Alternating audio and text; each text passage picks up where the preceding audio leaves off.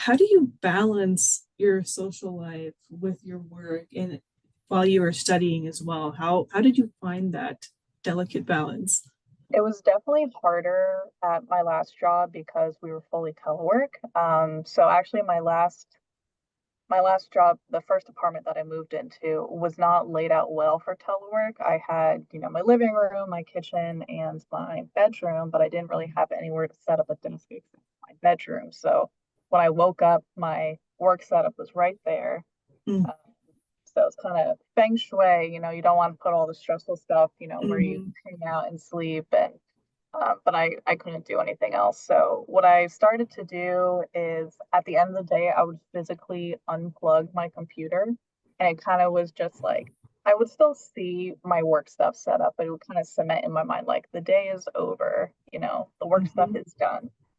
Um, and I try now just really making sure this is kind of a risque comment in the industry, but I only work my working hours. A lot of people will Mm, be like, hey, nice.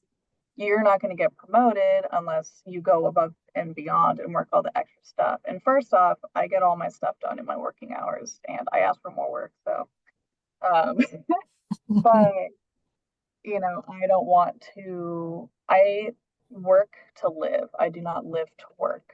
mhm. And if you live to work, you love your job that much, cool, kudos to you. But that's not me. I could never. Um, so, 4:30, 5 o'clock, I go home and I kind of set up a ritual that kind of just really gets me more into the headspace. And it's very simple. I come home, I have a snack, and I watch TikTok. And it That'll do sometimes it. helps remove me from work to okay, now I'm home. And yeah, it's definitely just I am just very straight up, and I've told people before like, hey, I'm not staying after 5, I will work on this, next term or whatever, if it's a Friday or something. But um yeah, I I definitely was pretty burned out at my last job. Um, just kind of the kind of job it was, plus, just COVID and everything going on. I was exhausted all of the time. Um, and so when I came here, I was pretty determined to not burn myself out. So I do what I can, and then if something's out of my control, I just try not to stress about it. I know it's a lot easier said than done, but I feel like I've been working long enough to know that, not everything's going to go your way and there's nothing you can do about it. So I'm just going to wait until it resolves itself somewhere else. Hmm. I get that. That's good that you're able to separate that because if if you cannot establish that boundary between work and home, it's over. Yeah. You will find yourself stressed out on Hmm. the couch. That should not happen. Yeah. Another thing that I do because I have our messenger app on my phone for when, I'm in the lab and then I can see that I got a message. Um, for a while, people would, if they get in earlier, they stay late, then they'll keep messaging, and I was still getting those notifications. So, like, even though I was at home, I was at least reading the messages. Um, so, what I did to stop it, because I would get stressed at home over work.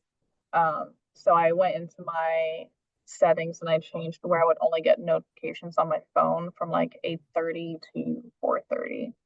So that Hmm. when I'm home, I'm like purely home. Nice. Yeah.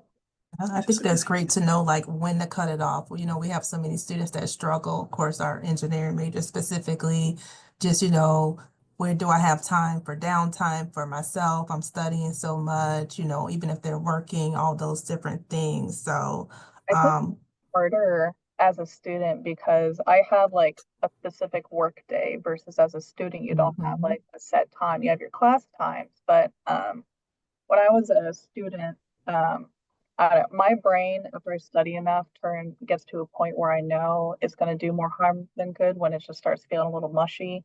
And some of my friends would be like, I don't know how you do this and aren't stressed, but it would be like, 9 p.m. I'm studying. I'm like, no, I'm done. I'm just gonna go to sleep. And they're like, aren't you Mm. stressed that the test is tomorrow and you're not like pulling an all-nighter? And I'm like, well, that's gonna destroy me if Mhm. I do that. And I'm like, I just gotta come to the fact that it is what it is at a certain point. And kind of just once I kind of adopted that of I've done what I can, my grades actually improved a lot because I was less Mm. stressed. I know, especially coming from me, if you know me, I'm a very stressed person all of the time, Mhm. but it's a lot easier said than done again. But the less stress you can put on yourself, I think the better one you're going to do in school, the better you're going to do in work, the better in your home life.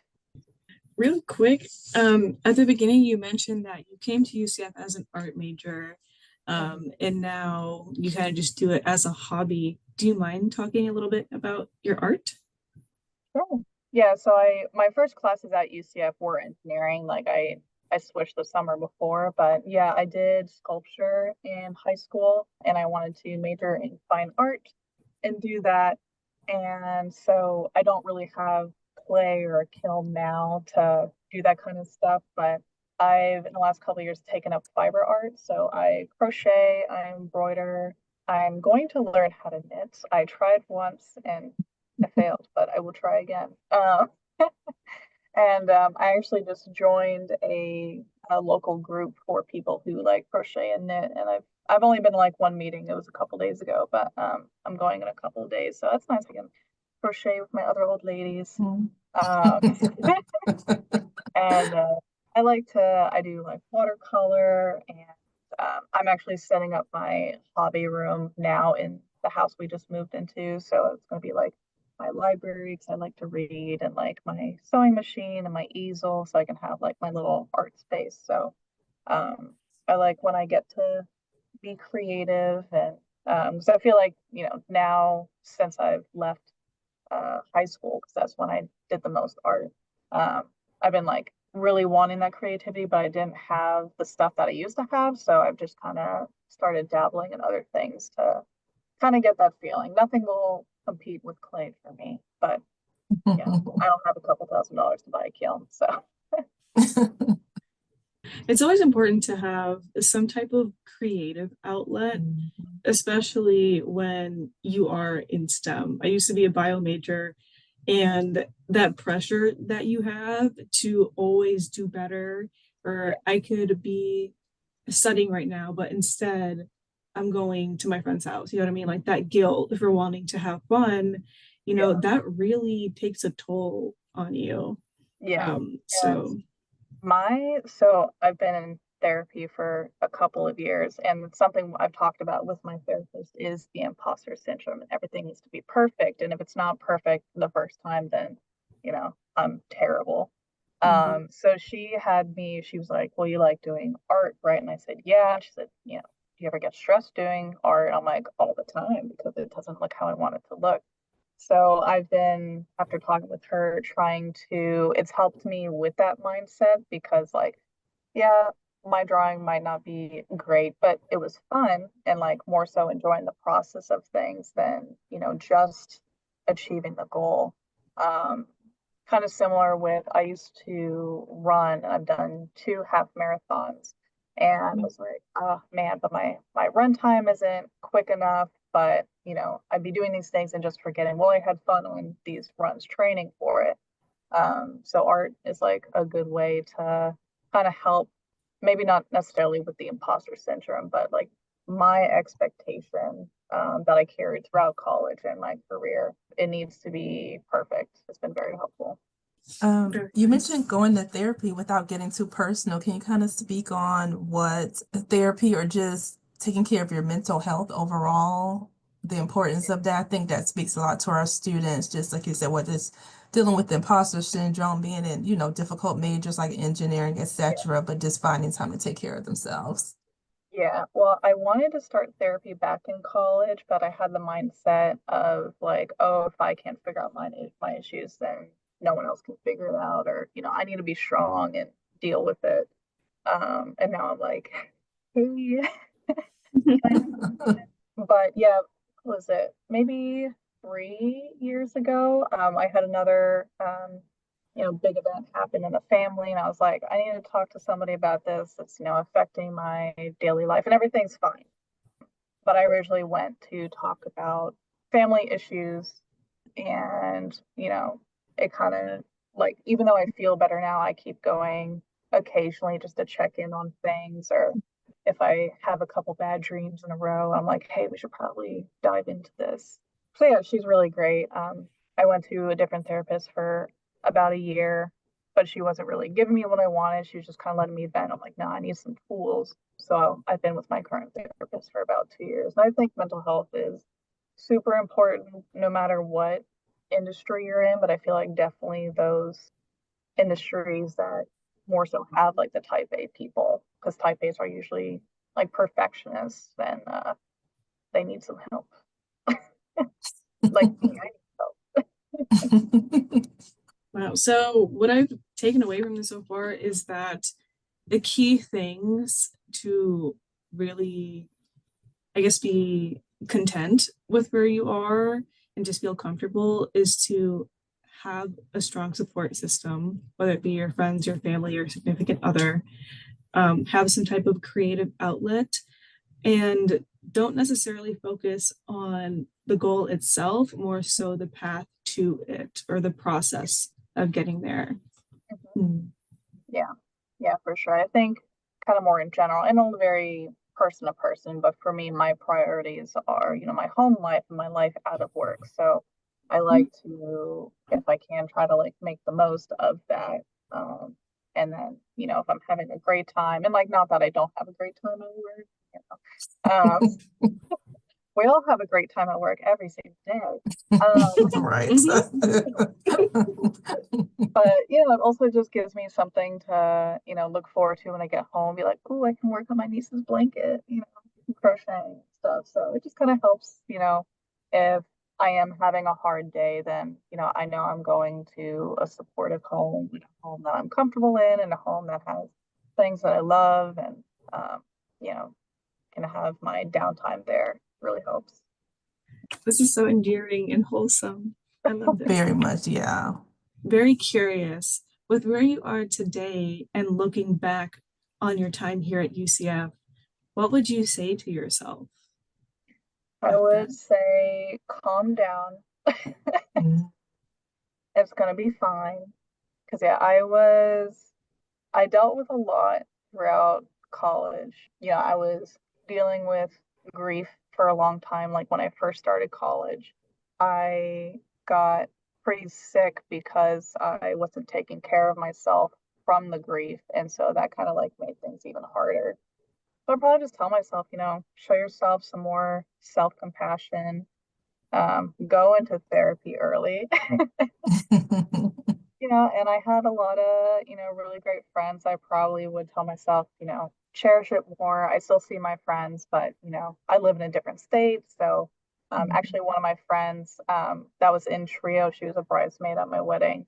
Yeah, Was that Romina? If I can Romina. say her name, nice, very nice. Also went to my wedding too, and we went to his wedding. So, Oh, yeah. awesome. So, and we try to get together when we can. If we happen to be in Florida. If I happen to be in Florida, I try to meet up with Romina and stuff. But it's harder when you're out of college. It's harder to see your friends more often.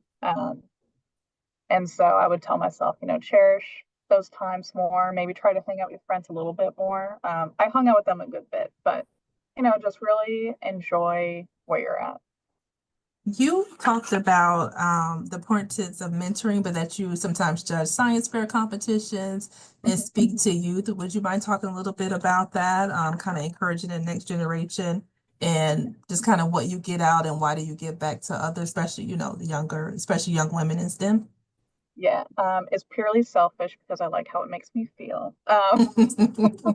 No, so here and there I'll do judging science fairs, and that's really cool. There was this girl, and she was diabetic, and she did this really cool project about insulin and its effectiveness, and depending on what you eat and the exercise you get, how well it like absorbs into your body.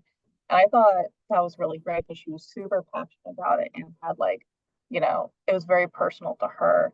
So it's really great seeing kids super involved and super excited about science. And I've done a good bit of Q&As and presentations where I answer questions at the end. And they're just so creative. I had a kid ask me if sunsets are different colors on different planets. I'm like, oh, I never like thought about that. So it's just really great seeing that they're actually passionate, or even kids who aren't passionate. Like, I think it's good early on to figure out what you don't like, so you can kind of try to pivot and find what you do like. When I was at NASA, she was also one of my bridesmaids, but I had an intern. And, I kind of helped mentor her through some things. And with NASA, we had a couple of programs. There's one where it was with community college students and one were with high school students. And it was only a couple weeks, but they would make a little project. We would judge them, but then we would also have calls with them and they would get to ask us questions. I would get to give them feedback.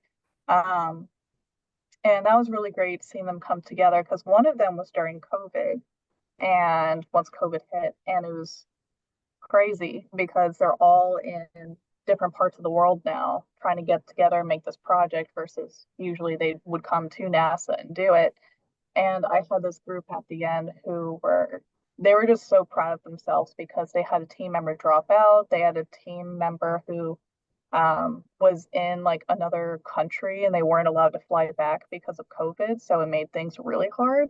And one of them was like crying, talking to me about this stuff, but not because they were sad, but because they were genuinely so proud of themselves. And it's just really great to see. And I had one student once say they want to be like me when they grow up, and I almost cried. Oh. But yeah, it's really great. And I have some mentorship opportunities coming up.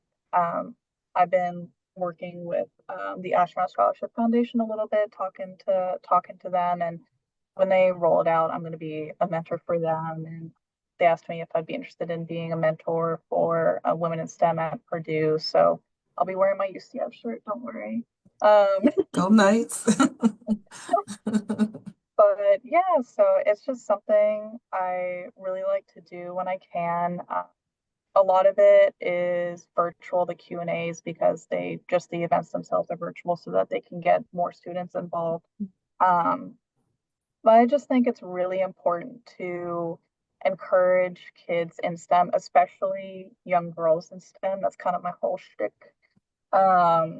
Because I feel like girls, especially young girls, are more discouraged, and they just don't have the same support or expectations when they're younger as boys do. Like, for example, even just the kids' toys, girls get Barbies and the boys get trucks and Legos, and they're actually building from a young age. And there's nothing wrong with Barbies. I was a big Barbie girl.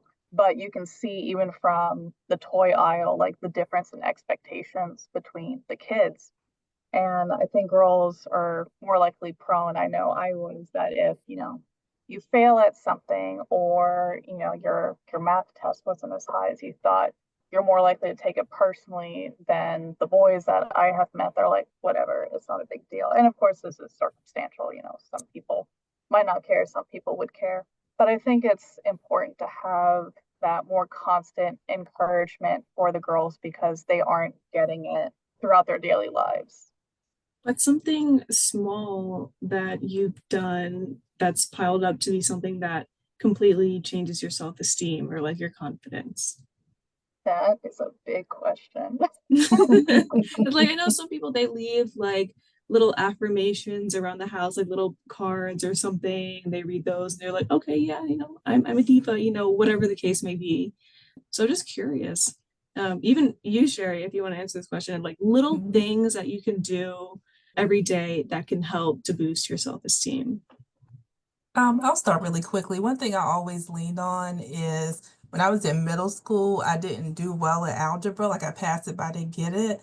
I retook it, so it was easier path all the way through. And I got to college, I got an A in algebra, and I remember my advisor saying, "Oh, you don't usually see that." It was just so easy to me, and to see other people struggle. I've taught before, but I taught algebra. So for me, it always just applies to other situations. Like I know I can overcome something because, something so small, so long ago and how I overcame it. And I'm still proud of it till this day. So that kind of encourages to me. And to me, that's something small, but that helps encourage me with other big challenges I may face even to this day. That's good. That's a good one. I tend to look back through my photos a lot. And like I said, there's a time in college where I wasn't taking care of myself. And I will sometimes look back and see those photos. And it just kind of helps remind me of how far I've come from where I was at. So that does kind of make me feel better of, I'm taking care of myself. I'm doing what's best for me. I'm setting certain boundaries and I love myself a lot more than I did back then. It was like very clear looking at now versus then. So that's something I tend to do a good bit. And then I also have a tattoo on my back, which I can't see it every day, but it's on my back. But it has a quote that I really, really like. It's from a song and not the song, it's called, the quote goes, "How rare and beautiful it is to even exist." So sometimes I just think about that quote, and times might be really hard right now, or I think it's the end of the world, but like I've come this far. I am here. I'm lucky enough to be where I'm at now, and this is probably gonna pass. Mm-hmm. What about you, Claudia? Yeah, pretty much the same thing that you just mentioned. Like, I'll go back and look at my pictures and be like, man, I was a hot mess here. But from here compared to now, Yes. oh, it's a world of difference, and just seeing that growth and acknowledging it. And even like you said, setting boundaries. Boundaries are a form of self-respect. Okay. Yeah. You need to set boundaries. Going back to the beginning where you're unplugging your computer, that is a boundary, right? Have compassion for yourself. I know it's easy to beat yourself up, but again, just look back on your past. If you're here today, clearly you can make it through whatever life throws at you. This podcast is getting deep.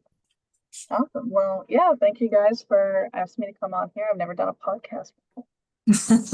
Thank you so much for being here. We're very proud of you, and we're glad to see, where you've grown and come. And I think you'll be, well, not I think, I know you'll be a huge inspiration to our current Prime STEM scholars, specifically our women scholars. So just to see, I think like Claudia said, it was really heartfelt just to kind of hear some of the challenges where you came from, just a variety of different topics that you hit on, your experience and things to where you are. So thank you so much, Katie, for today.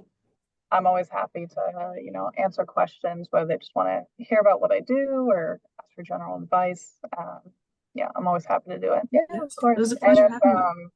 Yeah, it was nice meeting you. If there's any scholars or anything that, want to ask me questions or anything, they can always reach out to me, email, LinkedIn. Okay, sounds good. Thank you so much. But we will be in touch, and good luck in the future. And I may come calling again, so don't be surprised. But thank you again. We really appreciate you, Katie. Yeah, thank you guys.